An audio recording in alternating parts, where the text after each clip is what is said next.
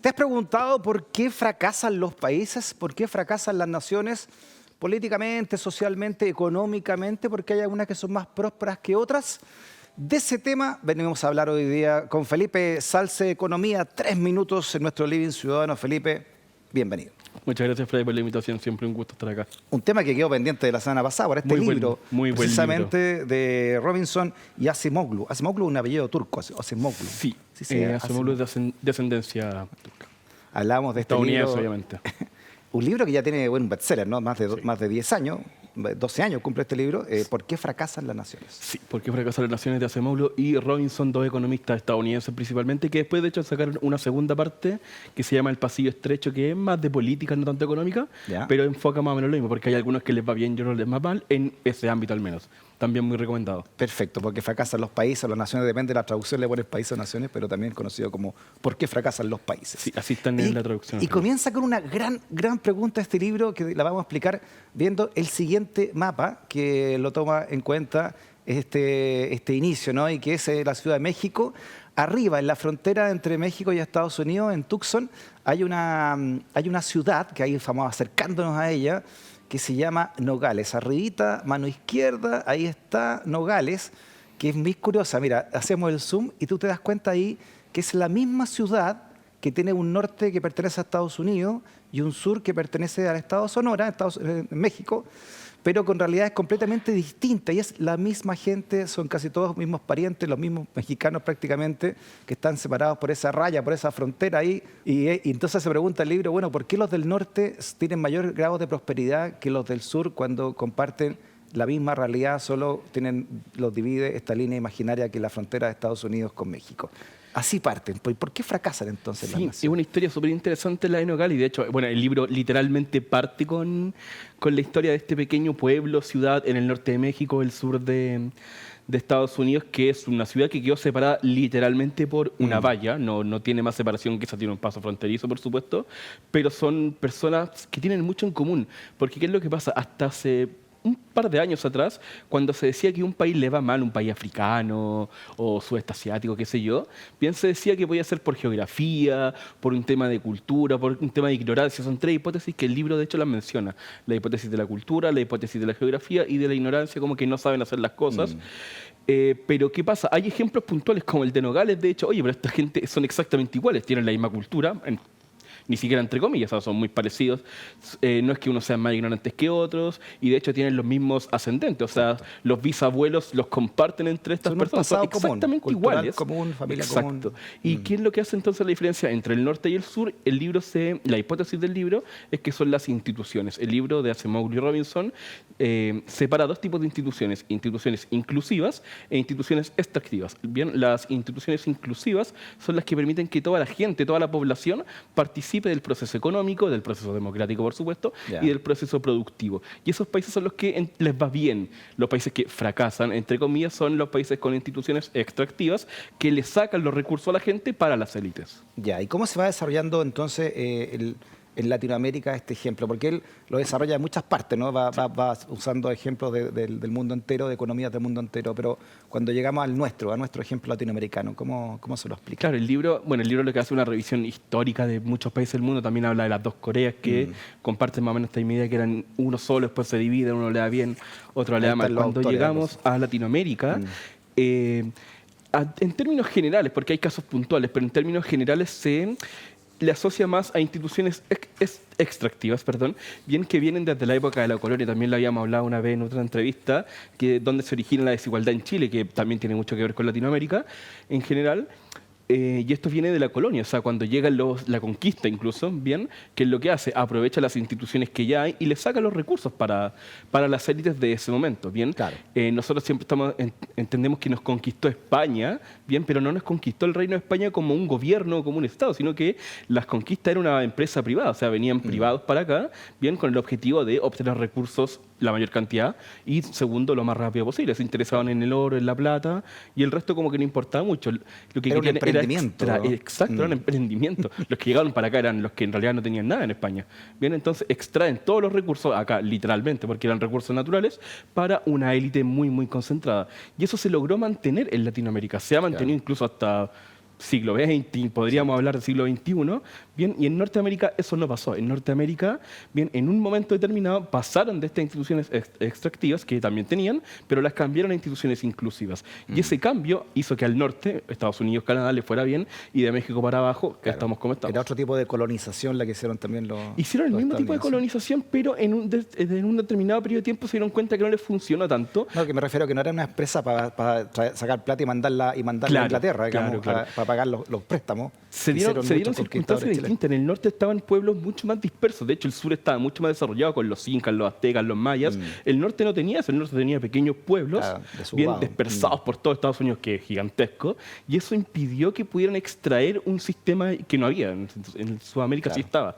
Estaba un sistema y ellos simplemente llegaron a reemplazarlo. Tuvieron que trabajar ellos mismos. Después Exacto. trajeron chino y cosas así cuando quisieron industrializarse más. Claro, en el siglo y XX, poner que el dicen tren, que los digamos. inmigrantes hicieron ese país, porque Exacto. es cierto. Oye, escuchemos, o sea, leamos algunas declaraciones precisamente de uno de los autores, de Acemoglu, sobre este libro y este análisis que hacen.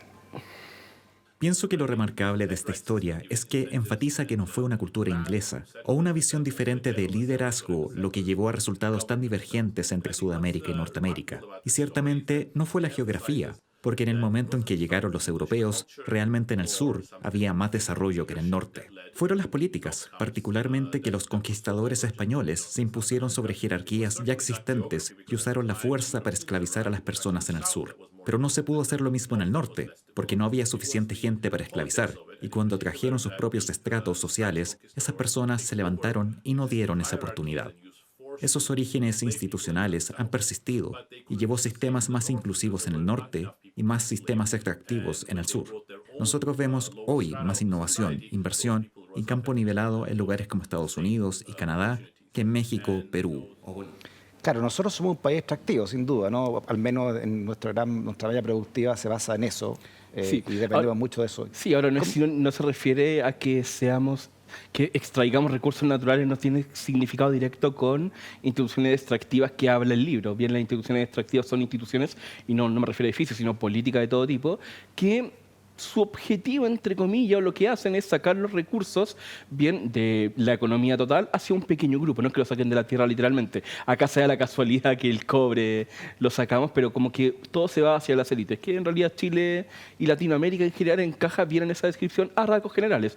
Yo soy un poquito más optimista, bueno, el libro igual es más antiguo, que Chile y Latinoamérica ha avanzado. De hecho, creo que en esa misma entrevista, Acemoglu en otra, destaca mucho el ejemplo de Brasil, que Brasil rompe una dictadura en el año 85 a través de, entre comillas, el pueblo, ¿bien? No fue como el acabo de la dictadura acá en Chile. Y de ahí en adelante Brasil crece a un ritmo envidiable, o sea, una de las economías que más crece a nivel mundial y se consolida como la potencia que es hoy en día. Pero a diferencia nuestra, Brasil es una economía, bueno, también la macroeconomía más importante de Latinoamérica, pero ellos mantienen su industria también, han defendido su industria. Exacto. A diferencia nuestra, que la desmantelamos completamente por razones también políticas en dictadura, ¿no? No, Chile jamás tuvo un proceso de industrialización muy completo y cuando No, estaba en ese proceso yo fui testigo interrumpió. cómo cerraron la empresa en los 80, principios de los 80. O sea, Claro, por eso cuando estaba en ese proceso, porque no logró terminarlo, cuando estaba en ese proceso lo interrumpió, Claro. porque claro, todas esas empresas cerraron, se privatizaron y en realidad la industrialización quedó en segundo plano y nos vamos a quedar con los recursos naturales, nos vamos a quedar como una especie de economía primaria, por así decirlo, no vamos a hacer cosas procesadas, ni cosas elaboradas, ni tecnología, nada por el estilo, lo que hay lo sacamos y lo vendemos. Sí. Y eso es lo que tenemos hasta el día de hoy. Ahora, claro, ¿cómo se consolida eso como una economía extractiva, que es, según la hipótesis del libro, en que todo ese sector productivo va a la mano de unos pocos, que lo hemos hablado un montón de veces, este 1%, este 10%, y ellos extraen todos esos recursos y se llevan la ganancia y el Claro. resto, bien, queda sí, con las manos casi pone vacías. varios ejemplos interesantes este libro, por lo que me acuerdo, ¿no? Cuando lo leí, el de Venezuela también. O sea, países muy ricos que debieran ser, que tienen todo tipo de riqueza que le da la naturaleza, Claro. minerales, en fin, turística, y no lo aprovechan porque terminan concentrándose en pocas manos. Claro, y nosotros hemos hablado también de la concentración de la riqueza en países como el nuestro, donde un 50% está en manos de un 10%. No sé, ya no me acuerdo cuál era el algoritmo, pero era... 1%. En el 1% tiene el 50%, peor todavía, que el 1% tiene el 50% de nuestra riqueza en Chile. Tal cual. Se llega a eso también, ¿no? Claro, eso, bueno, es una consecuencia y al mismo tiempo es una causa al final. Porque, claro, todo lo que tú generas a lo largo de la historia, no solo ahora, o sea, esto parte de la conquista, Ajá. luego viene la colonia, pero luego se mantiene después de la independencia de Chile, sigue igual. O sea, cualquier profesor de historia, historiador, cuando se habla del periodo de independencia, era una guerra entre patrones, una pelea entre patrones y el resto de ahí para abajo, el 90% no estaba metido, no era relevante más allá de que podía disparar. Bien, Claro. entonces, ¿qué pasa? Todo eso se mantiene a lo largo del tiempo, siglo XIX, siglo XX, y podríamos, el siglo XXI todavía está partiendo, así que vamos a ver qué pasa, pero ¿qué pasa? Todo eso se va consolidando en el tiempo y termina con este 50%, bien que se va a manos de un 1% de la población, pero ¿qué pasa? Esa circunstancia o ese resultado, por así decirlo, permite que siga ocurriendo en el tiempo. Entonces es una consecuencia de todo el pasado, pero también es una causa de que va a seguir ocurriendo en el tiempo. Cuando tiene un país con la riqueza tan concentrada como Chile y tiene una política también tan concentrada que hemos hablado muchas veces, hace que este círculo vicioso continúe en el tiempo. De hecho, el libro habla mucho de este círculo vicioso de la economía extractiva. No pueden salir tan fácilmente. Se puede, pero es muy, muy difícil. Bueno, puso el ejemplo en las Coreas ahí, que hasta 1950 eran prácticamente iguales, ¿no? Exacto. La misma economía, y mira cómo se despegó, pero que básicamente porque Corea del Sur apostó también a la educación y apostó también a la industrialización. Claro, Corea es un muy buen ejemplo. O sea, hasta un poquito antes del año 50 era un solo país que después se divide en el paralelo 38. De hecho, creo que se llama así en el libro La economía del paralelo 38, algo así. Y luego se convierte en dos países diametralmente opuestos, donde a uno le va muy bien. Corea del Sur hoy día una de las potencias tecnológicas, potencia económica Claro, pero pasaban de más ser pescadores reconocida. a ser barcos, por ejemplo. Exacto. ¿No? Bueno, todo lo que fue Hyundai, en fin. Y Como- Corea del Norte, que más allá de que sea un país comunista, no tiene que ver con eso, sino que es una dictadura donde tiene un sistema extractivo completo. O sea, ni Exacto. siquiera hay democracia, todo va a una pequeña élite, no hay industrialización. Entonces, al igual que Sonora, es un muy, muy buen ejemplo. Sí, la educación, ¿qué rol cumple en esto, según el libro? La educación es tiene un rol primordial. Bien, el libro se centra en la calidad de la educación, en el acceso a la educación que sea lo más universal posible y que todos tengan la misma igualdad de oportunidades. De hecho, las instituciones inclusivas también van de ese lado. O sea, no solamente que todos participen, sino que tengan todas las mismas posibilidades de participar. Y también eso se tiene que reflejar en la educación secundaria, por supuesto, y en la educación superior, algo que nosotros podríamos ejemplificar con la gratuidad o con el CAE, que permite que personas que antes no tenían acceso a la educación superior, ahora sí tengan acceso a la educación superior. Y eso es considerado, según esta hipótesis, una institución inclusiva. Y ahí yo al menos creo que Chile ha ido bien encaminado.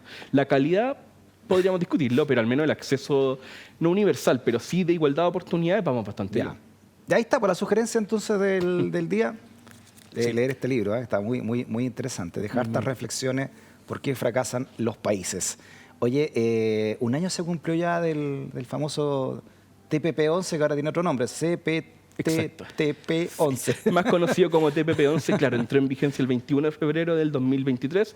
Ya llevamos un año con este tratado vigente. La SUBREI, la Subsecretaría de Relaciones Económicas Internacionales, sacó un estudio exploratorio, así lo llaman Claro. ellos, que es una especie de informe de resultados bien cortito, donde indican cómo les fue, qué ocurrió, en por qué, etcétera. Ya. No es muy profundo ni muy largo tampoco, también muy recomendado. Claro, está en la página. como decía ya recién el titular, fue el 21 de febrero del año pasado cuando se firmó entonces, entró en vigencia el Tratado Integral y Progresista de Asociación Transpacífico. Así se llama Exacto, ahora. así se llama ahora. CPTPP. Exacto. ¿Por qué le cambiaron el nombre? Porque se fueron Se algunos. actualizó simplemente, que originalmente era TPP-11. Claro. Originalmente, bueno, y de hecho son 11 países hasta el día de hoy, y se quiere sumar Reino Unido, pero todavía no es definitivo. Oye, ¿cómo nos fue entonces este año? ¿No? Mira, Valió a la ver. pena porque todos los de este gobierno decían que era una aberración firmarlo cuando no eran gobierno. Sí. Llegaron y lo firmaron, pero de inmediato, no había mucha presión, parece, al respecto. Sí, bueno, también pasó por un congreso por el congreso, y están, entre comillas, obligados a hacerlo, así que en realidad se respetaron las instituciones en ese sentido.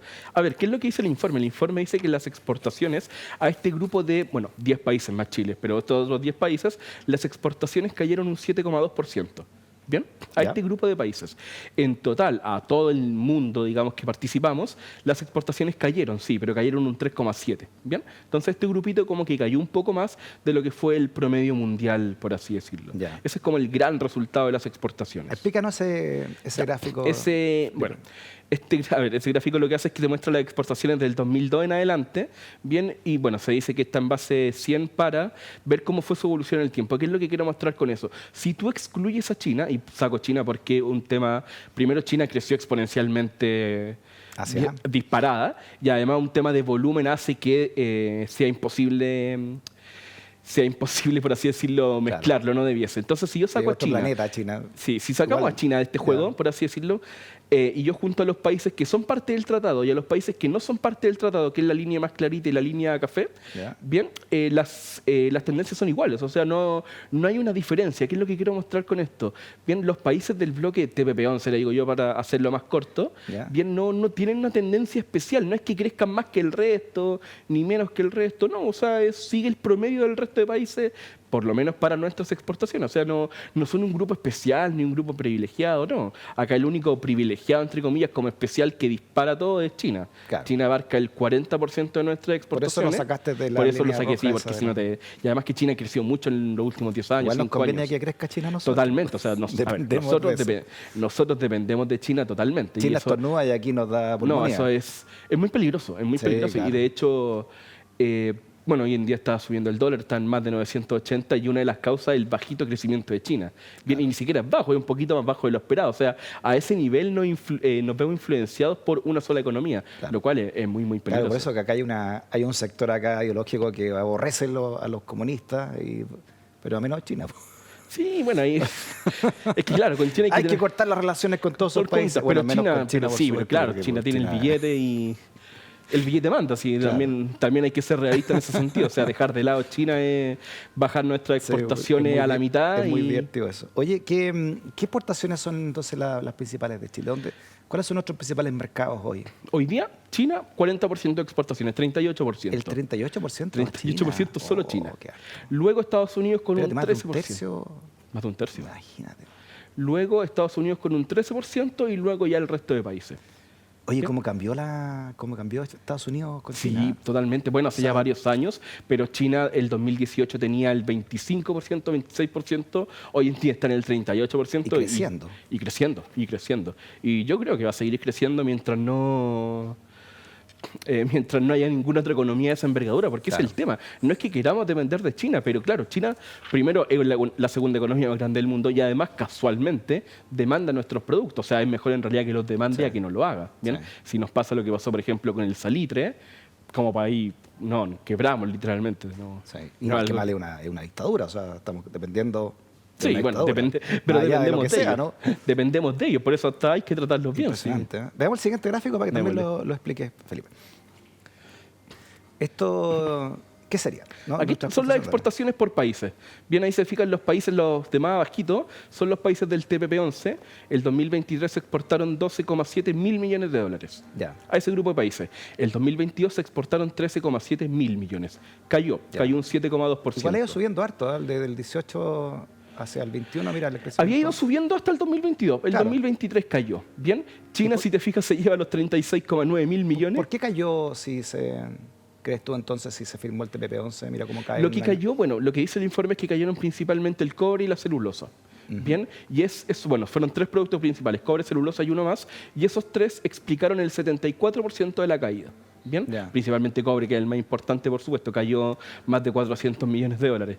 Bien, esos son los 3 productos que cayeron. Ahora, como en razones no de producto en sí, sino económicas, se debe principalmente a una contracción económica, no en el sentido de crecimiento negativo, sino un Ya. enfriamiento de la economía a nivel global, tanto de Chile, que ya sabemos que posiblemente se va a contraer, pero también del resto del mundo. Hay que entender también de dónde venimos. O sea, grandes países están con una economía, no necesariamente con contracciones, pero sí que están creciendo más lento de lo que esperaban originalmente. Y eso tiene su impacto en el comercio internacional. O sea, cayeron las exportaciones a Japón, bien a China, varios países. Entonces, Ya, o sea, hay una contracción general. claro, entonces, hay un enfriamiento general. La economía no están dando el 100% como si lo era hasta antes de pandemia. Perfecto. Vámonos a otra gráfica, Felipe. Dale. Esta, por ejemplo, ¿qué señala? Ok.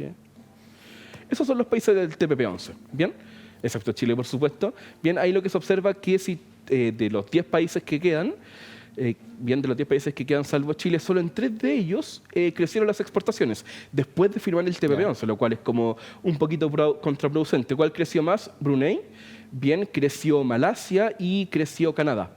Fueron los únicos 3 países que vieron un aumento en las Brunei, exportaciones. Malasia y Canadá, claro. Oye, Brunei que creció harto, ¿eh? Sí, pero Brunei es porque tiene una cantidad muy, muy bajita. Un Entonces, sultanato, es chiquitito, claro, Brunei son un par de miles de dólares. Entonces, Ya. claro, aumentó, se duplicó más o menos, más que duplicó. Y eso en porcentaje se ve mucho, pero en términos Ya. de dinero no es tanto. El importante es que son un poquito es Canadá. Sí, Felipe, ¿por qué se firmó, crees tú, entonces este tratado si ya teníamos con varios de ellos ya tratados hechos ya? Esa es la pregunta del millón. Chile, de todos los países del tratado, Si no, era el único. si no con todo. Con Creo, todos. Chile era el único país teníamos. que tenía tratado, no tratado de libre comercio, pero sí tenía tratado o acuerdos comerciales con el resto de países, con todos. Ya. Sea bilateral, bien, de 1 a 1, o tratados grupales, hay un P4 por ahí entre medio, que es un tratado grupal de 4 países, bien incluido Chile.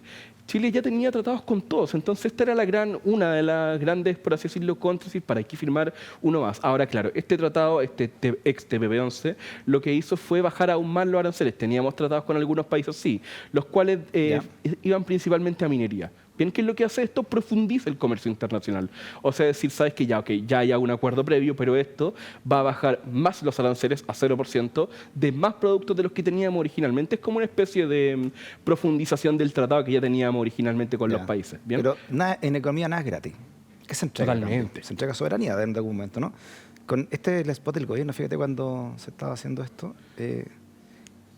esto estaba por firmarse y el gobierno entregaba, trataba de explicar, ¿no? En el fondo, por qué se iba a firmar este Tratado Integral Progresista de Asociación Transpacífico. ¿Cuál es la otra cara de la moneda de esto? A ver, mira, yo creo que es positivo profundizar en el comercio internacional. Lo que hace el tratado, este tratado va a hacer que más del 90% de los productos van a tener arancel cero de aquí al 2038. Bien, y eso en teoría, si no ocurre nada, digamos, porque obviamente hay ciclo económico dando vuelta, bien, lo que hace es que va a favorecer las exportaciones y de nuestro lado, por supuesto, las importaciones también van a ser más baratas. Ya. Eso en general es positivo. Bien, si bien nosotros teníamos acuerdos con países, no eran acuerdos tan grandes, o sea, no eran acuerdos donde el 90% de los productos tuvieran 0% de arancel. No, eso no existía. Eran acuerdos, sí, pero eran acuerdos más pequeños. Este acuerdo lo que hace es profundizar en ese sentido, no quiero decir mejorar porque ya puede ser subjetivo, pero profundiza en esa caída de los aranceles para favorecer el comercio exterior, impulsar las exportaciones y también impulsar las importaciones. Ese es como el fin de esto, o sea, profundizar en comercio internacional, que los países se integren y comercialicen más. Ya, pero ¿de qué manera, por ejemplo, hablando de nuevo del caso de Corea del Sur, ¿de qué manera nos va impidiendo a nosotros, por ejemplo, tomar una iniciativa como la que tomó hace, no sé, 7 décadas Corea del Sur? No, mira, en ese momento se habló mucho de que las leyes laborales, que hay un montón de políticas que iban a estar en riesgo, pero también el tratado muy específico que la sola adopción de la política o la omisión de la política no implica una demanda, que creo que por ahí va un poquito tu pregunta. Porque claro, cuando hay un tratado comercial, dependiendo de la circunstancia, Estado, una empresa en realidad, una empresa podría demandar a un Estado si no se cumplen ciertas condiciones. Bien, eso lo resuelve el CIADI. Bien, pero eso existía de antes del TPP-11. Lo que puede pasar con la AFP o con la ISAPRE, ¿no? Claro, y también lo que pasó con las compañías de seguros con por un la compañía préstamo. de seguro con los 10%. Exacto. Entonces, ¿pero qué es lo que pasa? Eso ya existía de antes del TPP-11. De hecho, como ya teníamos un acuerdo con todos estos países, eso ya era posible. Y de hecho ocurrió, bien, no fue bien en 3 de 4, tengo entendido, ocurrió antes del TPP-11. Entonces, en realidad, no es un riesgo nuevo, por así decirlo.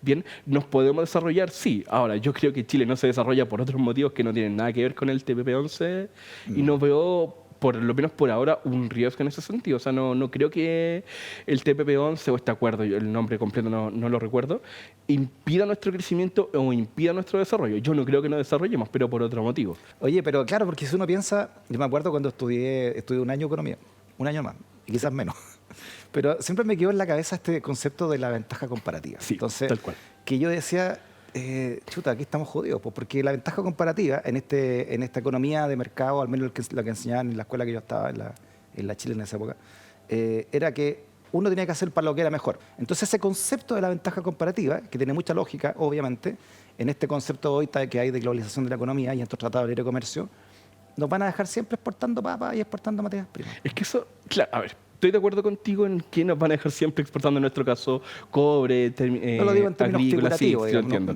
lo entiendo. Ahora, ¿qué es lo que pasa? Yo creo que ahí es donde está el error del sector privado en general, no del sector privado, y el gobierno podría impulsarlo, o el Estado podría impulsarlo. Pero ¿qué es lo que pasa? Claro, está el concepto de ventaja comparativa. Si yo soy más rentable, bien o más barato en términos de costo-oportunidad, exportar cobre, exportar piedra, exportar papas, yo lo voy a hacer y no me voy a industrializar. ¿Para qué voy a empezar a hacer celulares? ¿O para qué voy a empezar a hacer cámaras o televisores? Si me es más rentable hacer lo otro. Pero claro, ese término de ventaja comparativa tiene una mirada estática. O sea, hoy día me es más rentable exportar papa, exportar cobre, pero si yo invierto en tecnología y aprendo y me esfuerzo e invierto un poquito y quizás pierdo durante un periodo de tiempo, en el futuro quizás me va a ser más rentable vender cámaras o vender celulares o vender tecnología y voy a ganar mucho más que ahora. Entonces, si yo lo miro como una mirada estática, claro, me quedo exportando cobre, pero si lo miro con una mirada de largo plazo, un poquito más inteligente, oye, quizás en el futuro me convendría procesar esto un poquito más y me va a ser más rentable y voy a ganar aún más dinero del que estoy exportando solo piedras. Y no depender tanto del resto. Exacto. Siempre un agrado reflexionar contigo desde la economía política también, Felipe. Muchas gracias. Gracias por haber venido. Sí. ¿Nos encontramos la próxima semana o ya vuelve al Vuelvo al norte esta semana. Ya, bueno, cuando vuelva nuevamente desde Atacama, aquí lo esperamos. Muchas gracias, Fred. Un gusto. Que esté muy bien. Ya. Espera. Sí, no. Economía en 3 minutos. Mostremos la página tuya de Mostremos la Instagram página. también, por Ya. supuesto. Si quieren seguir a Felipe Salce, ¿no? Y todas sus reflexiones también en su página de Instagram, @economía 3 minutos, ¿verdad? Economía en 3 minutos en Instagram, sí. Ahí estamos subiendo todo. Hablamos del TPP-11 también, hablamos del libro ¿Por qué fracasan los países? Varios libros Muy más. bien. Y ya, bueno, en marzo volviendo con toda la actividad, así que a ver qué viene de nuevo. Muy bien, Felipe. Ahora sí, una vez vista tu página, nos despedimos. Muchas y que gracias, esté muy Freddy. bien. Hasta la próxima. Hasta la próxima, Buen nos vemos. retorno al norte. Gracias también por la sintonía y por ser parte de esta comunidad del pensamiento. Nos encontramos siempre en VIX. Chao, chao.